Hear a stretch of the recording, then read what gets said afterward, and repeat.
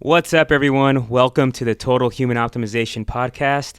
As you noticed, I'm not Aubrey Marcus. Aubrey is not here. I'm Lando. I'm usually the guy running the production behind the scenes, but today I'm going to take over as we have some WWE wrestlers in the house, and we're joined by WWE Superstar. WWE Superstars. Yeah, I don't like us being Thaddeus Bullard, who goes by Titus O'Neil. Mhm. Welcome to the show. Thank you for having me. So you have a long career that doesn't involve wrestling for the most part. You actually started out in football. So let's start there. You actually started at the University of Florida. So let's talk about a little bit about your football career, how you ended up at the University of Florida, and where you went after that. All right. Yeah, I went to the University of Florida in the class of 1996. I was the number one recruit in the country, so I could have pretty much chose at any school in the country I wanted to go to. Parade All-American, USA Today All-American. I chose University of Florida because I felt like I had a great opportunity to, one, win a national championship, two, get a great education, and three, kind of be close to home. So I chose the University of Florida for those three reasons, and luckily it worked out for me to win a national championship, get 2 college degrees, and have my family see me pretty much every week at the Swamp. Right on. So let's talk a little bit about the training aspect as a football player. You know, what kind of things do you guys do in terms for that sport that might be different from what you do now? For me, especially for the position that I played at defensive line, there was no difference. There's really no difference in the way that I trained then and the way that I train now. The biggest difference is that I don't lift heavy weights anymore. I do a lot of movement stuff, CrossFit type workouts, a lot of the stuff that I get from John Wolf here, the exercises here to kind of help me not only stay more limber, but also to work on my quick twitch muscles, as well as like put less stress on my joints and my bodies, because I'm not a young pup anymore, so I have to try to train smarter. But as far as the explosiveness and stuff like that, I still do hang cleans and box squats and tire pulls and tire throws and stuff like that, but I just do it at a lower capacity than I used to. Okay. So you also, after your time at the University of Florida, you also had some time in the Arena Football League. A lot of people that see the Arena Football, know the different pace. You have the walls on the side. Yeah. So do you feel it was more of an impact sport inside the arena than just the regular field? Oh yeah, definitely, because it's a smaller space. I always joke and tell people that I went from I think God was kind of getting me or preparing me to be in a WWE arena, because most of the places where I played arena football are now arenas that I am a WWE Superstar in. And so the pacing is very fast, obviously, and then you play both ways. So I played on offense and defense, and so the transition from there and having the walls there and the closed space, it's a very difficult sport to get onto. It's not for everybody, much like the WWE, it's not for everybody. People see the product on television, but they don't see all the stuff that we have to do in order to prepare for it, and not only prepare for it, but just actually get to the show.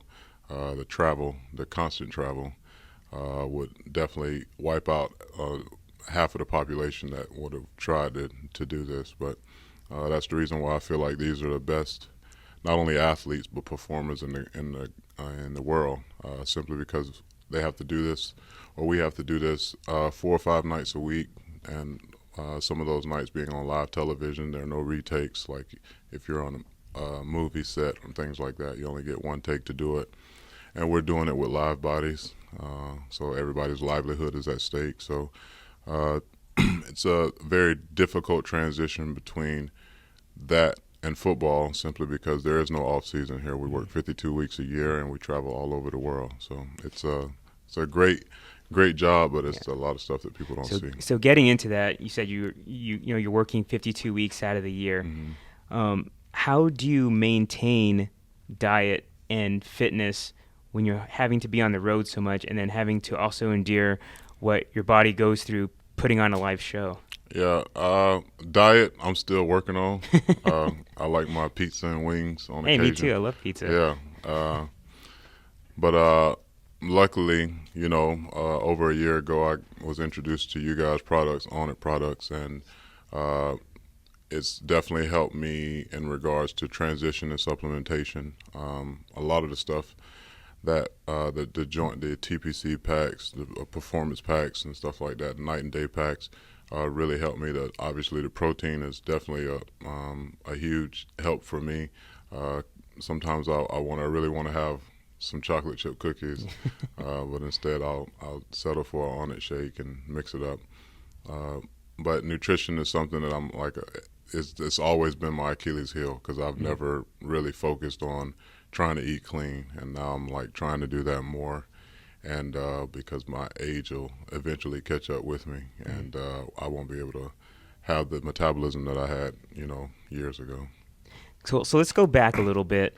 After your time in the Arena Football League, when did you decide you wanted to do professional wrestling? Like, was that something you've always wanted to do while you were growing up, and then the opportunity came, or did it come later in life that was somewhere you wanted to go? I tell people all the time, like, this is not something that I desired to do growing up. I had never wrestled in high school or anything like that, and before 2010, I'd never wrestled before at all. But a really good friend of mine, Dave Batista, was in the business, and he used to always talk to me about when I get done playing that I should try it, and I'm like, man, I'm not doing that shit. It's crazy. One, and two, I wasn't really interested in it like that. I always loved watching it, but I just didn't think it would be for me. And he always tried to convince me otherwise, and to at least give it a try. And so one day I was actually going to pick up some shoes at a boot place that's like right across the street from the training facility, and David told me where it was. And I just so happened to be on that side of town, and I drove by, and I said, you know what, I'm gonna walk in here and talk to somebody, and maybe I will be interested.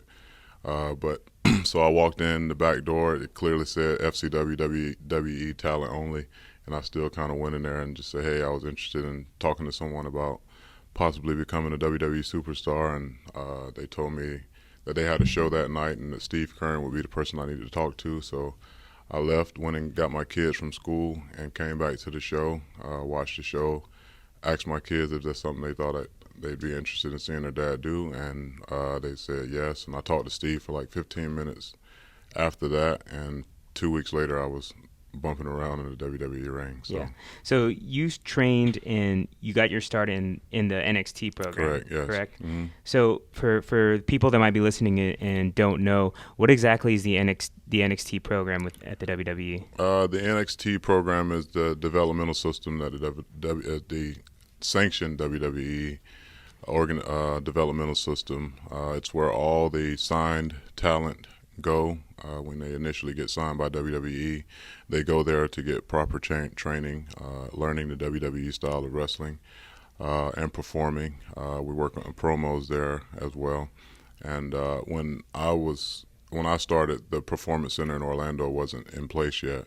So it was called FCW at the time, but still it's NXT. It's the same thing. And I had an opportunity to be in developmental with some awesome talents that some that were very open to helping me out, and some that were kind of standoffish. But most of the ones that were standoffish, this is a business of self-promotion. Guys are going on, and that's good to see that a lot of guys that were there in developmental when I was there are now on the main roster. Becoming champions or are champions on the main roster. Yeah. So you're a big guy. You come from professional football. Mm-hmm. So was it tough to make the transition as a wrestler to slow yourself down so you don't run somebody over too hard? Yeah. I'm still making that transition. It's a very unique sport in itself and a very unique business in itself. It's not like football where everybody's on the same team. We are on the same team, but everybody's kind of got different agendas most of the time. But it's a sport that I have learned and to respect because the people before me, had a lot lot harder than we have it these days. We have a great training staff if we are injured, um, and we just have opportunities to grow as a performer more so, like you say, the new developmental system, the way training is, and the way we're presented with different opportunities outside of wrestling. It's very cool to me. Most of them back in the day when we were watching it, when I was watching on television, we only saw the performers when they were on TV. Now we see the performers when they're on television in different genres. We have different television shows that WWE talents are flooding now, like Total Divas, for that Divas show, which I'm one of the stars of that show as well. And Conan and the late night talk shows, Jimmy Fallon. You can see a WWE presence kind of everywhere now, where back in the day it used to be more so just on WWE programming. So recently you performed at WrestleMania in front of 76,000 fans. What is the feeling that you get as a performer in front of that large of an audience compared to the football audience that you grew up around? Well, I mean, I've been in front of 120,000 people. The only difference is it's just like I'm not out there in underwear, boots, and baby oil. So you put baby oil on? Oh yeah, I have to. I have to make sure this thing is shining. I gotta get my shine on. But it's different because everybody's focused on the ring. There's not a whole lot going on in regards to like the ball being thrown down the field and something going on over here, and all the attention is in one spot. And so it's definitely a great rush, but I've felt that rush a lot, Yeah. But it's a little different when you got 76,000 plus fans responding to every single thing that goes on in the show. So I follow you on Instagram, and one thing I noticed about you is you do a lot of good out in the community. You use the spotlight that you have on you to do great things for charities and numerous other things. Tell us a little about kind of the things you're involved with, and why with such a busy schedule, how you managed to do that, and why that's important to you. It's a priority to me because I grew up with really nothing. I never met my biological father a day in my life, and I grew up in the projects, and a lot of people invested in me when they didn't have to. If it wasn't for outside people outside of my family investing in me, whether it be buying me school clothes or taking care of me at the Florida Sheriff's Boys Ranch, like I wouldn't be not only in the position that I'm in today, but I wouldn't have the opportunity to be successful at all. And so I feel like it's my obligation to every person that ever helped me get into any position, whether it be to go to college or to become a college athlete or to become a college graduate. I feel like I'm repaying those people every day that I go out and try to help better someone else's life. The things that I do within WWE are no different than I do with outside of WWE. I'm actually preparing to do my first leadership conference where I'm going to take 45 to 50 high school athletes that come from very similar backgrounds as I do, single parent homes, but they're phenomenal athletes, and we're going to take 3 days and 2 nights and stay out on 72 acres of farmland and do some kayaking, and we have leadership workshops on academic literacy and test taking and preparing for the SAT, and I have a couple of other athletes and lawyers and things coming in to do different classes, and my tailor is going to come in and teach about etiquette and dressing and teach guys that never tied a tie before how to tie ties and different knots. So it's going to be a really cool experience. It's my first time ever like taking on something this big, but Fifth Third Bank was jumped on board pretty quick and helped sponsor it. On it has jumped on and going to give guys supplements and stuff, and it's going to be a really cool weekend for me. So that, and alongside with the fatherhood campaign that I'm involved with, it's really cool to see me and my kids on billboards and radio ads and television ads all over the country. And for a guy that never grew up with his father. And now I'm like trying to spread a message about taking time to spend time with your kids.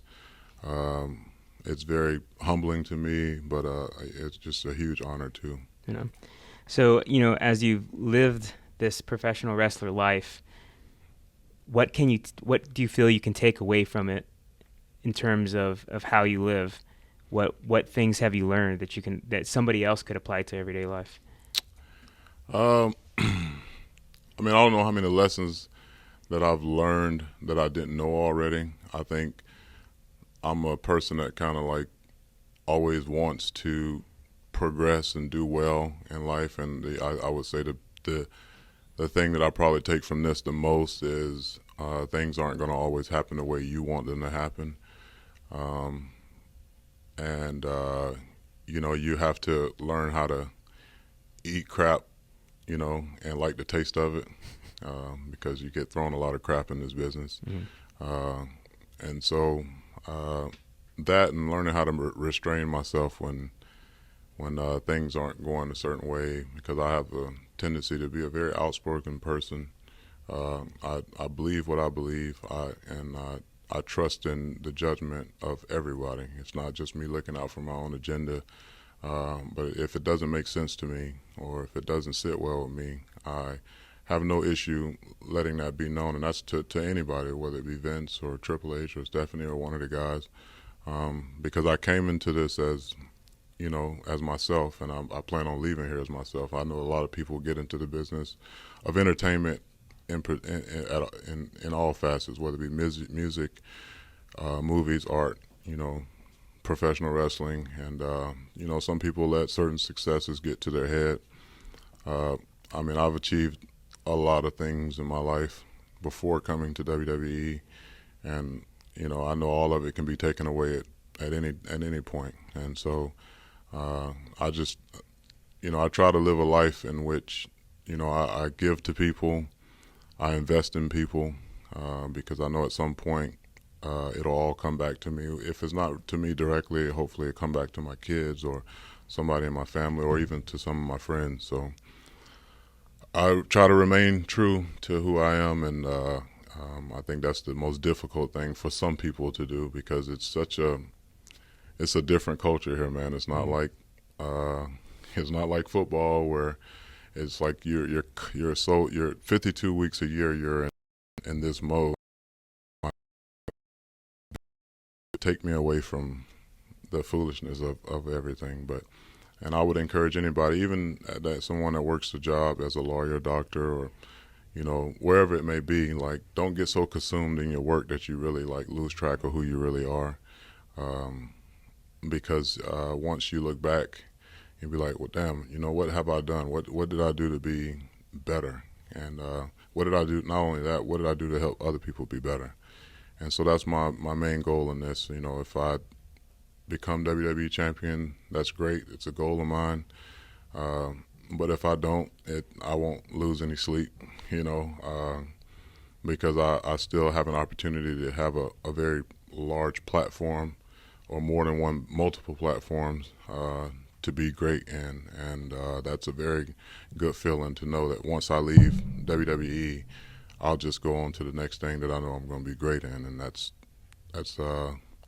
one of the beauties of having a career and having things before coming into it. I didn't come into it at 19 or 20 years old where this is all I ever done. It's not all I ever done. So therefore, it's not all I'll ever do. And I always tell people, being a WWE superstar, and even when I play football, being a football player is what I do, but it's not who I am. And I think that's kind of helped me and keep everything in perspective. But I get upset just like anybody else. And like I say, if it doesn't sit well with me, then I let it be known. Beautiful, man. So I guess to finish it off, how can people stay in touch with you? What's your social media accounts? They can follow along with what you're doing. They can stay in touch with me via Instagram and Twitter. Both handles are at Titus O'Neil WWE. I post regularly every day. Hopefully, some things are entertaining. and some things are hopefully meant to motivate you or inspire you in some kind of way. And some things will be simply to give myself a laugh a time or two. But at either rate, been pretty successful at trying to send a very positive message. Mm-hmm. And as we say here, hashtag get on it. That means, to me, get on your dreams, get on your goals, get on those around you to be the greatest you could possibly be, and you'll be getting on a path to greatness. So, all right, man. Well, thanks for giving us your time, and look forward to see you guys tonight on Raw. Oh yeah, definitely. Right. Hopefully we're able to distribute and or contribute to the show as being the roughest, toughest, and most entertaining tag team in the WWE. Right on. Titus O'Neil, everybody. Thanks, guys. Thank you.